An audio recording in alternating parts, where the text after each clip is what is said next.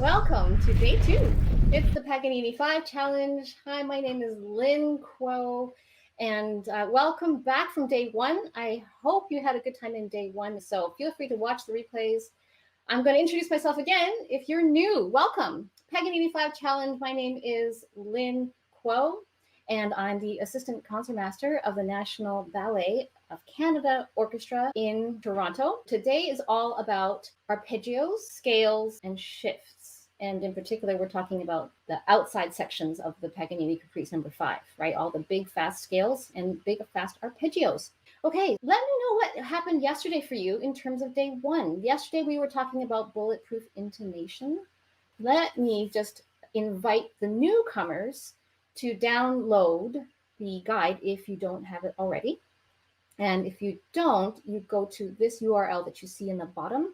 So you can find it on my website. Go straight to lynnkuo.com/Paganini-challenge. Okay, so that's where you find the guide so you can follow along and write in all of your practice journal discoveries and musings and thoughts and observations. The private Facebook group is Dr. Lynn's Practice Ninjas. So if you search for that, you can request to join. It's a private group. It's a safe space. You will feel very at home there.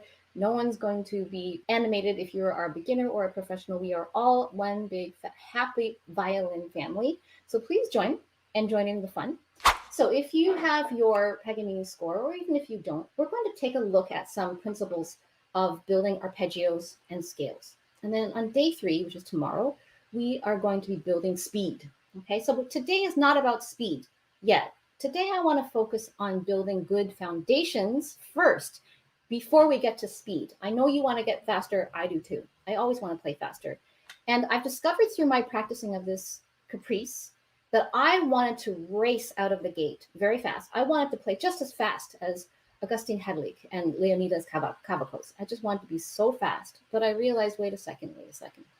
If I practice properly and slowly enough, then I will build good habits. Now, I say slowly enough because it's one thing to practice slowly, but there is a possibility that you can practice too slowly. It becomes irrelevant because we know that this caprice goes quite fast. So I like to use the term I practice slowly enough. Okay, so that's one of the practice techniques that I talk about in my How to Practice Like a Ninja course. Okay, I talk more about that later. So let's take a look at the first arpeggio. Now, this first arpeggio, if you have your music, it's going to be...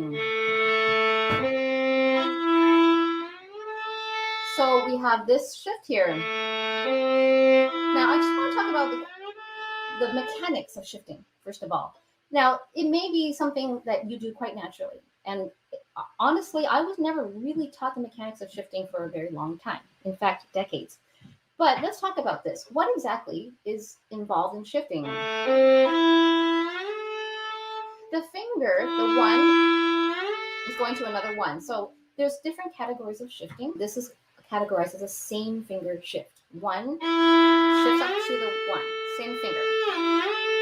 But I would like to talk about what exactly creates the shift. What I like to think about in shifting is the angle of my arm. This elbow angle here is what changes your shift. And what exactly is shifting? It's one major bone in your skeleton. You see this bone here? This is the ulna bone, okay? This is the bone in your arm that is responsible for changing the position. First position, second position, third position, fourth position, fifth, sixth, seventh, eighth, all the way up to the top. If you want to join me, if you have a tabletop, for example, if you put your elbow on the table, okay, you're going to feel... We're just going to explore the arm for a second. I want just to discuss the mechanics of shifting and what these arm bones are doing. If, for example, you have your elbow on a table, we've got two bones. If you feel with your right hand, you're going to feel two bones. One on the pinky side, this is the ulnar bone. And you have a bone on the thumb side. This is your radial bone. Okay? So if you decide to twist your arm, okay, the twist comes from these two bones. Now, if you notice, if you take your right hand right here next to your ulna bone, hold it there. If you twist your hand, you'll see that bone does not change position against your palm. Interesting. That's just an interesting thing about your bone. This ulna bone does not move. If you put your right hand on the other side, on the thumb side, now do the same twist, you'll feel, you can even hear it. My skin is rubbing. So this bone here, your radial bone, is responsible for pronation towards your thumb and responsible for supination towards turning your hand towards your pinky. So why am I telling you this?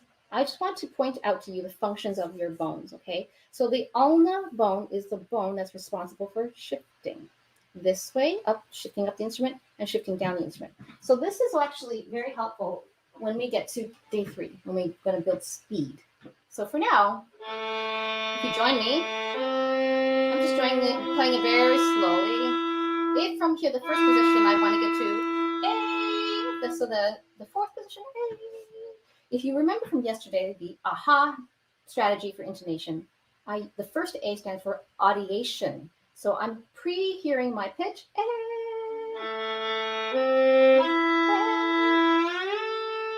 So I'm asking my ulna bone to deliver my hand up to the A. So I pre-hear the pitch and I ask my ulna bone to deliver. And vice versa. If you want to practice the arpeggio back down, you ask the ulna bone. You see what I'm doing here? The bone starts to deliver. You see the buckling that happens in the wrist? And deliver the hand back down. Same thing. I'm going to use the ulna bone to deliver the hand up. See how the ulna bone is delivering this way?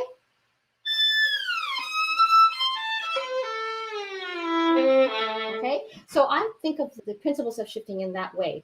I think of the hand and the fingers as the passengers. Okay, they were like the passengers in the vehicle, and you were delivering the vehicle up and down the fingerboard. Okay, before I had mostly only used open strings to check intonation. Now I'm trying to look for DSO everywhere. Yeah, that's how I practice too. Very good. I like that. When I use the tuner, tonal energy, for the double stop, it thinks I'm not in tune. Though if I adjust my finger until it's happy, I'm totally out of tune. I know, I'm fiddling around as well with the tonal energy tuner as well. I think ultimately it's better to use your ears and use the digital tuner as an aid. It aids you to get quicker with the ear. So I wouldn't rely on it, but I would use it as a tool. Thank you. And how to get the same shift correctly every single time? I like this question. Let's talk about this. Okay, so how to get the shift same every single time. So if we review yesterday, day 1, the AHA strategy for intonation, we're using the first A, which is audiation. That helps. It really helps to envision aurally the pitch that you have in mind. So that's one thing that you can do. The next thing you can do is, in a tactile sense, you feel the angle change between the two bones. Okay, so your humerus bone and your ulna bone. So you're going to have to do a bit of tactile memory. Audiation. So that's going to help your accuracy, getting the same shift all the time. So if you practice this with great conscious attention, I want an A, picture it, hear it.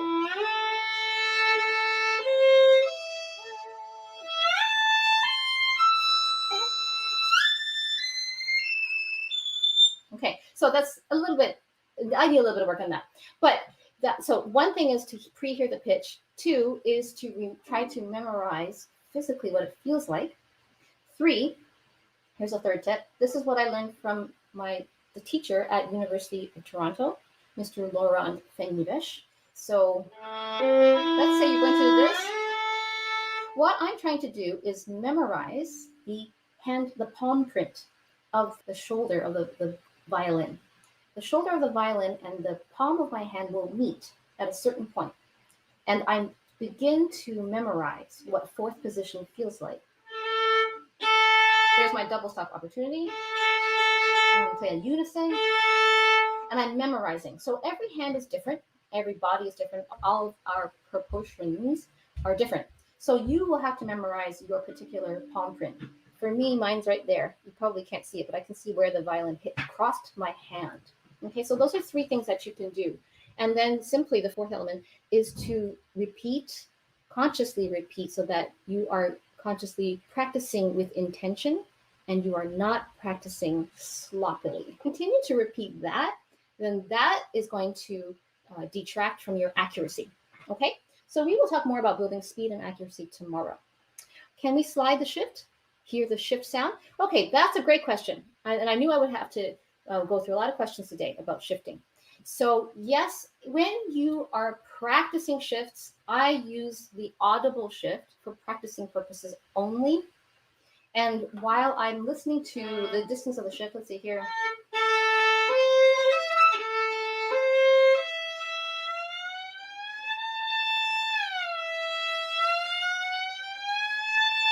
So I'm using my ear to track the pitch. Pre-hear it. Yeah, so as long as you can hear the pitch first, excuse my voice, you can track the pitch. Now you see how I'm using my ulna bone. Okay, so your question is, do you make the shift audible? I think. Can we slide the shift? If you want to make it for musical reasons, then do so. For example, if you wanted to make it musical. But in general, it's a musical choice, really. You have to make your own decisions about whether you want to make an audible shift. That's a stylistic question. But in general, try to keep your shifts clean, or at least be able to keep them clean. How do you keep them clean? So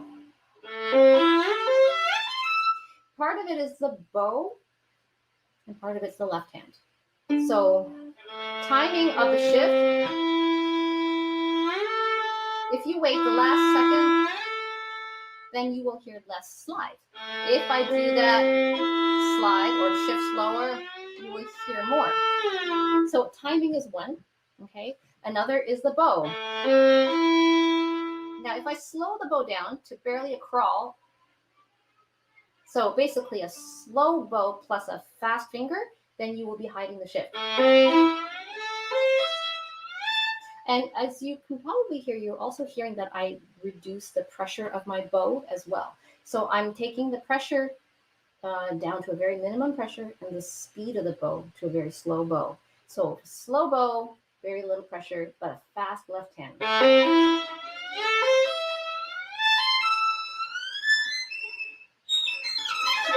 Okay, so we can talk more about that tomorrow. So we're talking about shifting and arpeggios. What I also like to do when I'm practicing arpeggios in terms of shifting, because arpeggios is all shifts, isn't it? So the note before a shift is interesting because this is the point A to your point B. I'm going to ask you to experiment with me. If you join me. Now, if you on this C, omit the note before, which is an E, just skip it. Go right to your post-shift note. Skip this E and just go right to that note. If you play it a little faster, it sounds like this. Interesting, right? This is what we can build on more for tomorrow in terms of building speed. What that is doing. For me, what that has to, what happens for me when I do this note missing, I call this the note missing technique for shifting or for arpeggios, is that this shifting finger becomes quite light. My finger pressure, as you can hear, is like a harmonic pressure. For me, this helps build speed, and we can do more of this tomorrow. Now let's talk about scales coming down in this caprice. The first scale going down at the beginning of the piece. Let's talk about this scale. By now you've done all of your intonation work. So how do we get from this pitch? So same principle applies for shifting down on a scale as it does with an arpeggio. What is shifting? The ulna bone. The ulna bone carries the passengers in the vehicle down to third position. So then that's the first thing that I'm thinking about. Number one, for shifting down the scale, I'm thinking about what the ulna bone is doing. See how it leads the way? I'll show you one more time. And it buckles the wrist a little bit. So I'm still on the D, it's buckled. Now here, you've heard of guide notes? My guide note is the A in third position, and then I drop my hand frame. We talked about hand frame yesterday in hygiene, the H in AHA strategy, right? Hand frame. So if we build good habits, we'll build a good hand frame. So now, first is the ulna traveling. We're going to the guide note with an A and we drop the C. That's how I would do a very preliminary practice of this shift first. Then when you get to the next level, then you're going to start blending the D to the C. This is where you start to blend between your rough strokes. First you make really quite rough strokes, and then you start to blend in with your brush. This is what we're going to be doing. Now, this is what we call an exchange shift. The 1 is going to exchange places with the 3. Okay, so 1 is here and 3 goes down below it. So they're exchanging places. What happens? First the ulna, and then, I don't know if you can tell, but my hand is now a little bit compressed, like that, just a little bit. And then you see, if you can see, the third finger is right here. It's going to surpass, exchange places with the 1. But as you can see in step 1, the ulna is leading the way. It's dragging them along. And the same thing here. There's another exchange shift.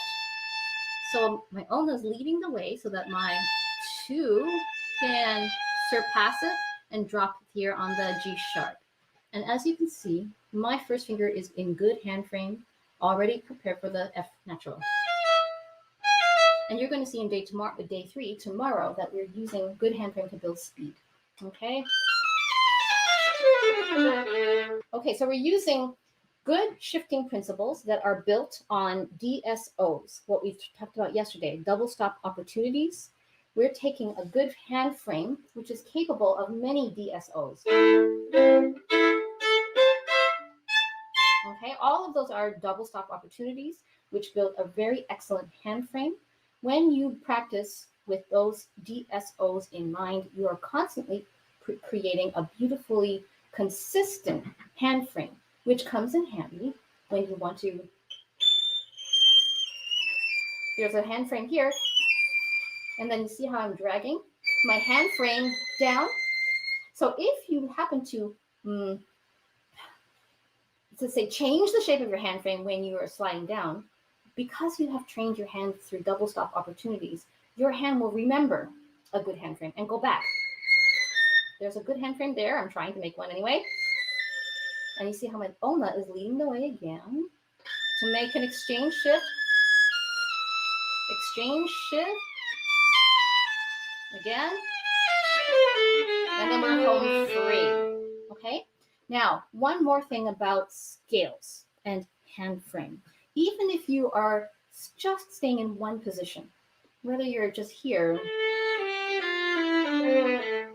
a good habit to do, even up here, anywhere, make sure that when you're coming down, make sure that all of your fingers are already in place, so that all you have to do is peel them all up, peeling your fingers. So it's not, right? And that's an example of a poor hand frame. Try to have all of those down ready to go. So all you have to do is go lift, lift, lift. And then you shift and then bring it back to hand frame and then lift, lift, lift. Shift here, shift, and then lift. Same thing here. Now you see how my fingers are hovering over. Have them in your hand frame. And then same thing. What you can actually do is practice left hand pits. Okay, something like that. That will also teach your hand frame as well. Okay, what do I mean by surpassing? First of all, so let's say on this D, I want to get to this C. What I need to do is get this C on the third finger, go to third position. So it's right there, higher than the 1. So what it's doing is it's surpassing the one in position and going behind the one. Again, what they're doing is exchanging places. There's my one there. And there it is there. It had to surpass the position of the one to get to the three. I hope that answers your question about surpassing. And I like this question about, are you more conscious of ulna leading or is it simply wrist? This is a really good question. Now, I use a shoulder rest. So for those of you who use a shoulder rest and are accustomed to supporting your instrument between your jaw and your collarbone, you might shift more like I do, using more of the arm leading. But if you, let's say, do not have this, and I don't know if I can even play with that one, you're probably going to be doing more supporting of your instrument with your left hand. And if that's the case, you may end up doing a bit more crawling than I do. So my one is still there, and my thumb is still there. Maybe I should show it this way. So my thumb is actually leading, and I'm going to crawl. So I'm leading the shift with the scout. I call the thumb a scout. But the same principle still applies. What is actually changing the position of the hand? The fingers could probably go a bit of a distance, right? The wrist could probably also buckle a little bit. But in the end, the ulna does have to carry and deliver all your fingers down the scale. You notice that my hand is involved. Okay? So it's a nice partnership between, shifting is a nice partnership between the changing of the angle of the ulna bone, okay, the involvement of flexibility in the wrist, as well as flexibility in the fingers. You see how my fingers can actually change the shifting as well? You can probably just shift with this action alone, right? But if you need a bit more range of motion, you're going to involve a little bit of wrist flexion, extension, and then you are going to be riding on top of this bone. Your hand sits on top of this bone, the ulna bone. Okay, so that was a crash course on shifting as it applies to scales and arpeggios. This is applicable to Paganini Caprice No. 5. So whether you are reviewing this as a professional, we always need to review the basics, and that will help us learn a difficult piece like the Paganini Caprice No. 5. So I hope that whatever goal you set for yourself, whether it's in first position, or it's just one bar, or the first part of the introduction, or even deep inside of the caprice, you will take some of these considerations and strategies in mind. Okay, we were thinking about shifting in terms of the arm carrying the hand, and we're keeping in mind of the finger pressure, we're keeping in mind what exchanging is happening between the fingers, and whether we're pre-hearing the pitches, and we're maintaining a great hand frame through double stop opportunities, and keeping the hand shape consistent, and therefore making things more in tune. Okay, let me clarify your question. In the wrist bend, is the ulna in front or just the whole wrist bending? Basically, the wrist is made up of a whole bunch of bones, right? So you're able to flex the wrist and bend and extend the wrist. So your hand is being carried down the fingerboard. So it's going to be a marriage between all three, okay? A three-way marriage between the bone, the ulna bone carrying the hand, okay? You're shifting down, you're shifting up, shifting down. You see what's happening with my wrist? It's responding to the movement of the ulna bone. That means it's flexible. If I locked it, this is a locked wrist, but I'm allowing the flexion. This is extending. I'm allowing the flexion of the wrist. Similarly, if you picture all of your fingers as if they were slinkies, okay, very much like almost like a sea creature. Okay, this becomes a beautiful sea creature of sorts, where you see how everything is moving, flowing. So you're allowing all that kind of movement.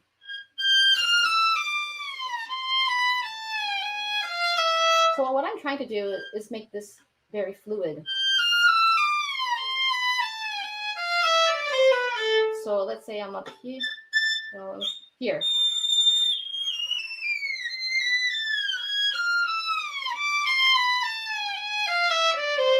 Okay, that's how I would practice in a very relaxed way. Okay, I see one more question. How do you move your fingers in high positions in scales? This is a great question. Same thing. I'm thinking of what is carrying. Again, the ulna bone is ultimately, the hand is sitting on top of the ulna bone. So what happens is the buckling happens first, and that is because of this bone, okay? So that is You see how my wrist buckles? Because the only reason why a wrist would buckle is because of this bone. Okay, so that's how I move my fingers. The fingers can move alone, I suppose. If I don't move this bone, there's only so far I can go. Okay, so now my bone has not moved, but my fingers have tried to shift down that way. So it's impossible to shift without involving the whole arm right down to the elbow. Okay, and the fingers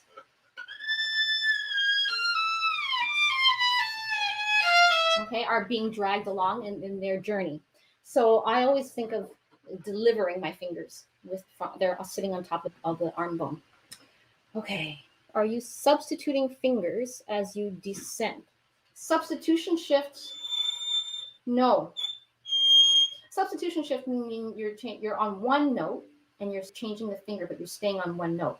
So technically it would be an exchange shift. So my fingering, I could change fingers. Let's say I start 3, 2, and then this, so you can sort of tell that I'm exchanging places.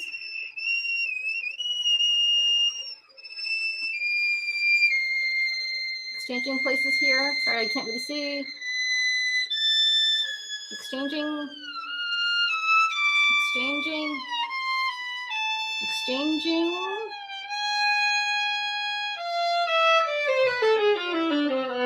Okay, I think that qualifies as an exchange shift, not substitution.